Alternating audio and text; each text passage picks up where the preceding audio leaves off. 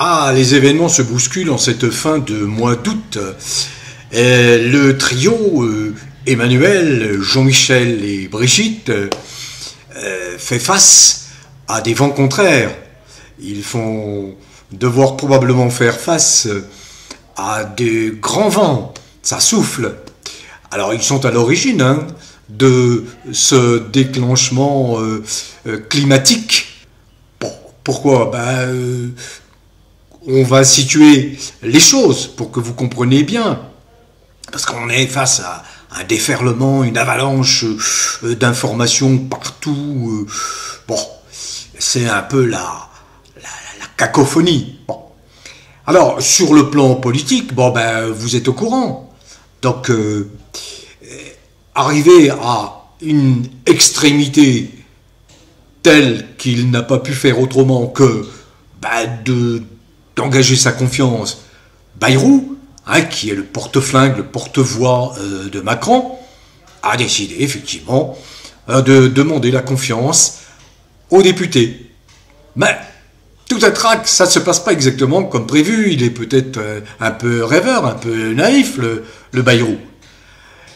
Et donc, on s'attend, après les prises de position officielles et de la France Insoumise et du Rassemblement National, on s'attend à ce que ces groupes, appuyés par l'ensemble des membres du nouveau Front populaire, y compris les socialistes, pour eux c'est un positionnement politicien.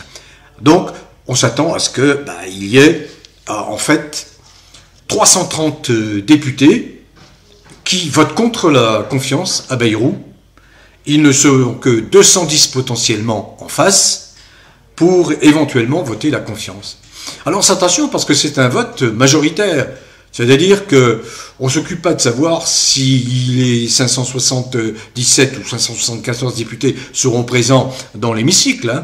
S'il y a 300 députés qui sont présents, le décompte de voix se fera à partir des suffrages exprimés. Et si il y a une majorité de suffrages exprimés qui dit non, on ne fait pas confiance, on ne vous fait pas confiance, Bayrou, vous devez virer, Bayrou, il va virer. Donc il va devoir présenter sa démission à Macron. Donc ça c'est sur le plan politique. Alors on voit bien les positionnements des uns et des autres. On voit bien le positionnement du Rassemblement National avec Bardella qui multiplie les interventions sur les médias, ou sur les médias. Allez, je vais être gentil aujourd'hui. Idem pour Marine Le Pen. C'est de toute façon la dissolution, demande Bardella, ou Macron démissionne. C'est le même son de cloche à gauche, en particulier dans la bouche des chefs de file de la France Insoumise, à commencer par Mélenchon. Bon, d'autres amis de Mélenchon sont plus tranchés, disant Macron dégage. Bon. Et puis s'ajoute à cela le rendez-vous du 10 septembre, qui n'est qu'un début. Ce qui est confirmé par tous ceux qui, dans la coulisse, dans l'ombre, essayent d'entraîner un large mouvement populaire pour faire chuter l'infâme Macronie. Alors donc il y a ce 10 septembre, il y a le 8 septembre, et puis il y a ceux qui ne siègent pas à l'Assemblée nationale. Par exemple les souverainistes. Il y a Dupont-Aignan. Lui, il y va avec une idée simple. Il s'exprime destitution. Même son de cloche chez Florian Philippot. Destitution. Même son de cloche, bien sûr, chez François Asselineau. Destitution. L'heure est venue de destituer Macron. Quelle que soit la façon de se débarrasser de Macron, il y a là une grande majorité d'hommes politiques qui expriment en fait ce qu'expriment très largement les Français à travers des sondages qui ont été faits il y a quelques jours. C'est entre 65 et 80%.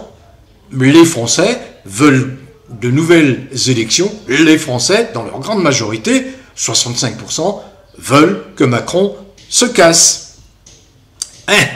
Alors Macron, il est dans une attitude du dos au mur, et c'est sauf qui peut. Puis au sein de la Macronie, sans entrer dans les détails, parce qu'ici il faut faire très attention parce que la liberté d'expression elle n'existe plus en France. Hein. On est obligé de peser chaque mot, chaque virgule, chaque silence, chaque point-virgule, etc.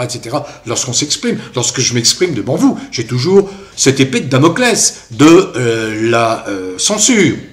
Pas nécessairement de YouTube, hein, mais des signalements multiples et avariés, signalements macroniens, de trolls macroniens, bon, des petits trous de main que vous connaissez. Bref. Donc le problème, c'est que effectivement, Macron, il est vraiment dos au mur, il est acculé, c'est le sauve qui peut. Alors, il ne trouve rien de mieux à faire que de provoquer Poutine, de provoquer la Russie. La Russie, ce sont des ogres qui ont besoin de manger. Alors bien sûr, c'est très mal perçu par les autorités russes, qui n'aiment pas beaucoup ce genre de basses insultes, parce que la menace n'est absolument pas, contrairement au déferlement de propagande médiatique, la Russie n'a aucunement l'intention de débarquer en France. Bien sûr que Poutine, il va répliquer au freluquet foutriquet déviant pour lui foutre la pétoche, hein, mais c'est qu'une posture, parce qu'il sait très bien, Poutine sait très bien à qui il a affaire avec Macron. Souvenez-vous de l'épisode de la table de 7 mètres. Quand il reçoit Macron, il le flanque à 7 mètres de lui, alors que tous les autres chefs d'État, il les reçoit cordialement sur une table normale, où on se serre la main, on se fait photographier ensemble. Non, il a considéré Macron comme un pestiféré, et il a bien eu raison. Donc bon, vous savez, les Russes, la diplomatie russe n'est pas dupe, mais elle réplique. Elle réplique parce que il n'est pas question de laisser l'éructeur en chef Macron raconter n'importe quoi. Bon. Et puis bon voilà, ça c'est une réaction épidermique du type qui est vexé comme un pou, voyez, parce qu'il est orgueilleux, hein. Attention, n'oubliez pas que c'est un sociopathe, c'est un psychopathe, hein. En dehors de sa personne, rien n'existe. Et puis il a trouvé un compère. C'est le nouveau chancelier allemand Merz. Alors lui, c'est le va-t-en-guerre, hein. C'est la grande Allemagne, hein, pour ne pas dire une autre Allemagne dont on connaît, dont on a pu mesurer la nuisance au cours de la dernière guerre mondiale. Bref. Mais Merz, voilà, il est dans cette voie-là, et il a trouvé en Macron une oreille, quelqu'un qui est tout à fait d'accord pour s'engager contre la Russie.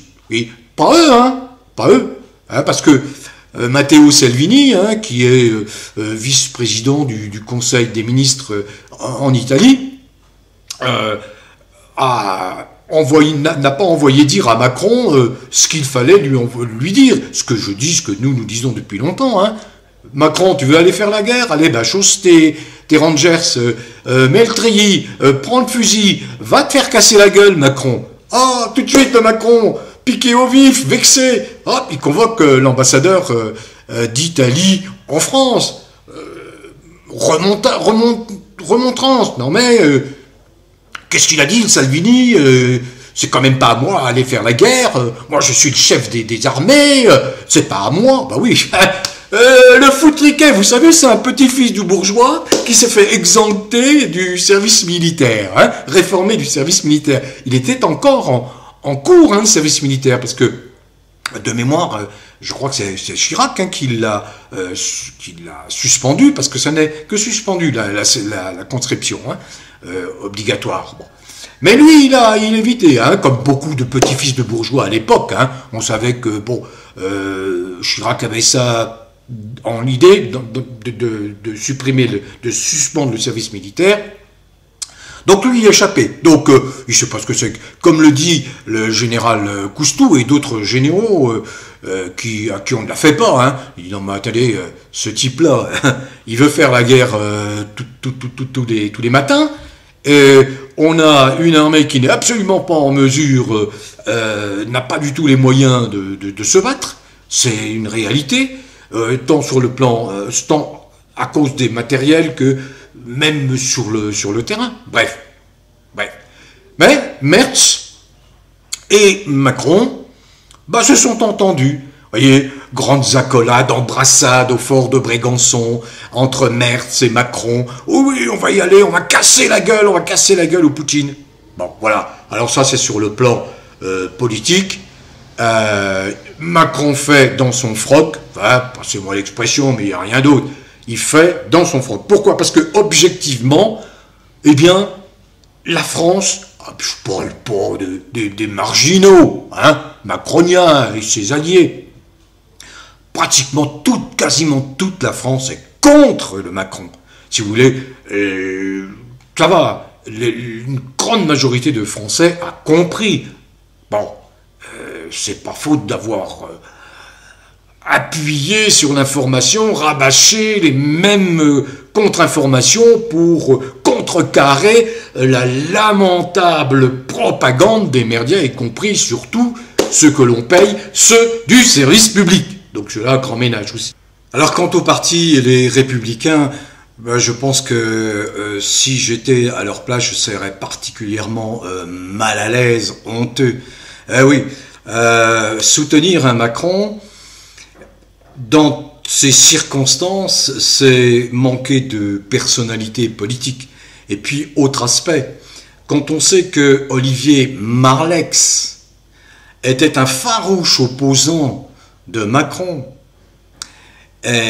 qu'il a dénoncé le pacte de corruption dès 2019, me semble-t-il, le pacte de corruption, c'est-à-dire qu'il portait à l'époque, Olivier Marleix, Les Républicains, une accusation très grave contre Macron. Olivier Marleix, qui à un moment donné présidait le groupe Les Républicains à l'Assemblée nationale, et n'avait pas de mots assez durs pour qualifier ce régime. Et que voit-on aujourd'hui? Un Retailleau, qui par ambition personnelle, qui ne pense qu'à montrer du doigt, bien évidemment, les plus défavorisés. On ne travaille pas assez en France, alors que c'est totalement faux.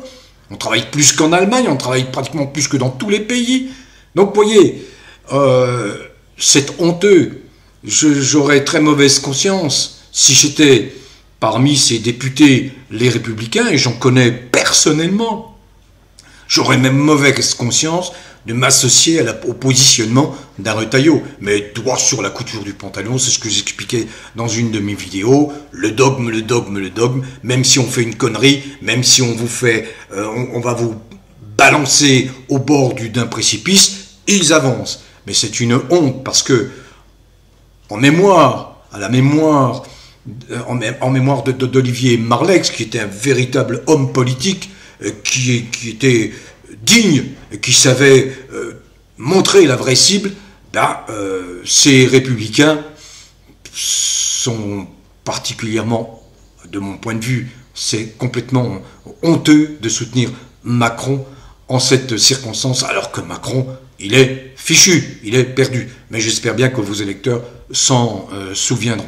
D'autant qu'il y a de très gros doutes sur l'origine de la disparition, de la mort d'Olivier Marleix, y compris dans sa famille. On doute fort de la version qui a été donnée dans les premiers temps. Et des constatations ont été faites qui, effectivement, ouvrent la voie à d'autres investigations pour connaître la véritable cause de la disparition d'Olivier Marleix. Bon, bref, voilà. Ça, c'est sur le plan politique. Que va-t-il advenir? Eh bien, certains disent, oui, il menace d'utiliser l'article 16 de la Constitution, qui lui donnerait les pleins pouvoirs. Je vous renvoie à l'explication que donne François Asselineau à ceux qui vont un peu dans la peur, quoi, dans le réflexe veulent susciter la peur, le réflexe de peur, de la crainte, etc. Non, l'article 16, il faut que certaines conditions soient remplies. L'indépendance de la France, elle n'est pas menacée. Les frontières de la France ne sont pas menacées. Le fonctionnement des services de l'État, les services administratifs, territoriaux, ne sont pas menacés. Il n'y a pas de coup d'État en vue. Bref, il aurait beaucoup de mal, s'il avait l'idée d'utiliser cet article 16 pour prendre les pleins pouvoirs et imposer l'infamie, l'impensable aux Français. Non, il ne pourra pas, à mon avis, le faire. Donc, que va-t-il advenir? Eh bien, très logiquement, le 8 septembre, sauf coup de théâtre, hein, rien n'est exclu, surtout avec les socialos, Bayrou va virer. Que va faire Macron? Il va désigner un autre Premier ministre dans la foulée? C'est possible. Sans se soucier le moins du monde de l'envie des Français, du désir manifesté par les Français et par, en ce moment, leurs représentants nationaux, de changer radicalement de responsable à la tête de l'État. Il peut faire fi de tout ça. Et c'est ce qu'il dit. Il dit, oui, de toute façon, moi j'irai jusqu'au bout de mon mandat. Bien, grand bien lui fasse, mais il n'est pas certain que ça va lui permettre de gouverner dans la paix et la sérénité. Bref, il a la possibilité de dissoudre, donc il dissout, et là il peut récupérer une Assemblée nationale qui va le soutenir. Dans ses rêves, dans ses grands rêves. Non, il va être mis encore plus fortement en minorité. Il l'a été en 2022 et il l'a été à nouveau après la dissolution de 2024. Donc il n'a plus aucun pouvoir. Le pouvoir, je le répète sans cesse, est concentré à l'Assemblée nationale. Alors, troisième possibilité, il va démissionner. Non, parce que je vous le dis, dès lors qu'il démissionne, vous n'imaginez pas le nombre de procédures pénales très lourdes qui vont lui tomber sur la tête, pas seulement sur sa tête. Tous les ministres qui ont été complices pendant la fausse pandémie, qui ont pris des mesures inhumaines, et on mesure les catastrophes, les dégâts de tous ceux qui se sont fait injecter du poison, vous n'imaginez pas. Bon, et aux États-Unis, tout ça est remis en ordre par Robert Kennedy. Et des têtes tombent. Des têtes tombent au sein des organismes qui ont organisé cette fausse pandémie. Donc en France, que va-t-il se passer s'il démissionne? Eh bien, immédiatement, un mois après la cessation de ses fonctions, eh bien, tout va lui tomber sur la tête. Tout. Des procédures, je ne veux pas toutes les énumérer, mais il y a quantité de procédures extrêmement lourdes qui vont, pas uniquement auprès de la Cour pénale internationale, auprès de la Cour pénale internationale, je crois qu'il y en a 2 ou 3 de procédures très lourdes, notamment crimes contre l'humanité, à propos de la fausse crise sanitaire en France. Bon. Donc il ne le fera pas. Il va essayer de se protéger jusqu'au bout. Et là, malheureusement, les institutions le protègent. S'il n'y a pas d'institution. D'où l'importance d'appuyer sur la destitution. Apparemment, la pétition déposée à l'Assemblée nationale atteindrait bientôt les 100 000. Ce qui est déjà bien. Et puis alors un mot, ça c'est sur le plan politique, donc l'avenir est très sombre, l'avenir est funeste pour le trio Emmanuel, Jean-Michel et Brigitte. Voilà. Et il y en a dans ce trio, on peut penser qu'il y en a 2 qui ne font qu'un. Alors, enchaînement sur l'affaire Brichel. Eh bien là encore, il y a par exemple une plainte de Christian Cotten. Quand il a déposé cette plainte, parce qu'on a refusé d'instruire sa première plainte, il a donc déposé, Christian Cotten, une autre plainte contre les trogneux, pour usurpation d'identité, j'avais fait le détail de toutes les qualifications qu'on peut retenir contre les trogneux. Et il avait demandé de l'appui à d'autres personnes, et 20, 22, 23 personnes s'étaient également portées partie civile, portaient conjointement plainte avec Christian Cotten. Il paraît-il qu'on en est à 50 autres personnes qui appuient la plainte de Christian Cotten. Ça, c'est en France. Il y a Natacha Ray et François d'Angléan, qui également sont en procédure contre contre les Macron. Et il y a surtout aux États-Unis cette fameuse attaque des Macron contre Candace Owens. Et là, ça se complique parce que il n'est pas dit que cette affaire sera jugée dans un court délai, mais on parle peut-être d'une affaire, d'une procédure qui risque de traîner pendant 3 ans. Dans quel état sera le trio Macron, Jean-Michel et Brigitte dans 3 ans? Je vous laisse deviner dans quel état ils seront. Parce que de toute façon, c'est cuit politiquement pour Macron dans à peu près 2 ans. C'est terminé. Peut-être même avant. Peut-être que s'il y a engagement de la destitution, il perdra sa protection, son immunité présidentielle. Mais c'est surtout que, en s'engageant aux États-Unis, je le répète, qui n'appliquent pas les mêmes règles de droit qu'en France, la justice n'est pas centralisée, elle n'est pas politisée. Elle l'est à l'échelle locale, parce on élit les juges, les procureurs, etc. Mais je veux dire, politisée au sens où la justice, qui devrait être une autorité judiciaire indépendante, ne l'est absolument pas, puisque le parquet, donc les procureurs, dépendent du ministre de la Justice, et le ministre de la Justice dépendant du gouvernement lui-même, dépendant des bonnes volontés de Macron, il n'y a pas de justice indépendante en France, ce qui n'est pas du tout le cas au sein des 50-51 États états-uniens, où les règles de droit ne sont pas les mêmes. Les pouvoirs des avocats sont bien plus importants. Ils peuvent engager, par exemple, des procédures, ils peuvent exiger des preuves, et la preuve que les avocats de Candace Owens va exiger, eh bien, c'est ce qu'on demande depuis 4-5 ans, tous les brigittologues, là, eh bien, apportez la preuve que vous êtes bien une femme. Apportez la preuve de tout ce que vous avez dit, de tout ce que vous avez raconté. Apportez toutes ces preuves-là. À partir de là, eh bien, vous serez blanchi. Mais tant que vous n'apportez pas la preuve que vous êtes véritablement, ce que vous prétendez être, c'est-à-dire une femme, alors qu'il y a de furieux doutes maintenant, sur votre affirmation, tant que vous ne l'apportez pas, si vous ne l'apportez pas, ça sera un aveu.